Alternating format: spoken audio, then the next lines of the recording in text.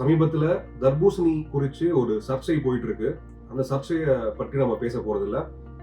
தர்பூசணியில என்னென்ன நன்மைகள் இருக்கு அப்படிங்கறத நம்ம இந்த காணொலியில தெரிஞ்சுக்க போறோம்.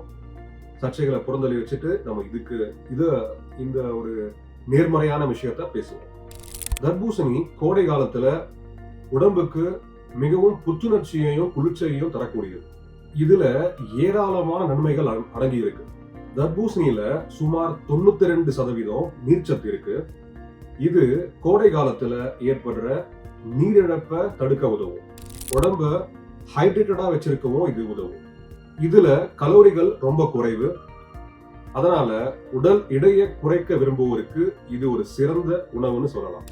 தர்பூசணியில vitamin A, vitamin C, potassium, magnesium, beta carotene போன்ற பல முக்கியமான வைட்டமின்கள் மற்றும் தாதுக்கள் இருக்கு. இதுல லைகோபீன் அப்படின்ற ஒரு சக்தி வாய்ந்த ஆன்டி ஆக்சிடென்ட் இருக்கு.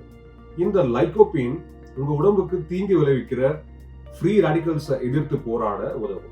இதன் மூலமா இதய நோய் போன்ற நாள்பட்ட நோயுடைய அபாயத்தையும் இது குறைக்கும்.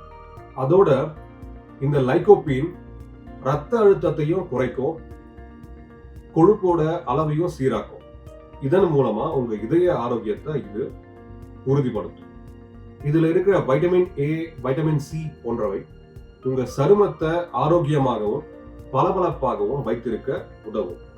அதோட இதுல இருக்கிற ஆன்டி ஆக்சிடென்ட்ஸ் உங்க சருமத்தை சேதத்திலிருந்து பாதுகாக்கும்.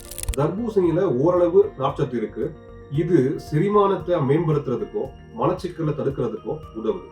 இதுல அதிக நீர்ச்சத்து இருக்கிறதால சிறுநீரகத்தை சுத்தப்படுத்தவும் உடல்ல இருக்கிற நச்சுகளை வெளியேற்றவும் உதவுது. இதுல இருக்க லைகோபீன் மற்றும் பிற ஆன்டி ஆக்சிடென்ட்கள் உங்க உடல்ல ஏற்படுற வீக்கத்தை குறைக்க உதவுது. அதாவது இன்ஃப்ளமேஷனை குறைக்க உதவுது. சில ஆய்வுகள் தர்பூசணி சாறு உடற்பயிற்சிக்கு அப்புறம் ஏற்படுற தசை வலிய குறைக்க உதவும்னு தெரிவிக்குது. இதுல இருக்க பீட்டா கரோட்டின் கண்களோட ஆரோக்கியத்திற்கு முக்கியமானது. அதோட வயது தொடர்பான மேக்குலர் சிதைவை தடுக்க இது உதவுது.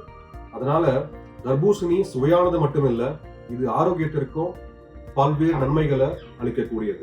அதனால இந்த கோடையில எந்த ஒரு தயக்கமும் இல்லாம நீங்க தர்பூசணி சாப்பிடலாம். நன்றி.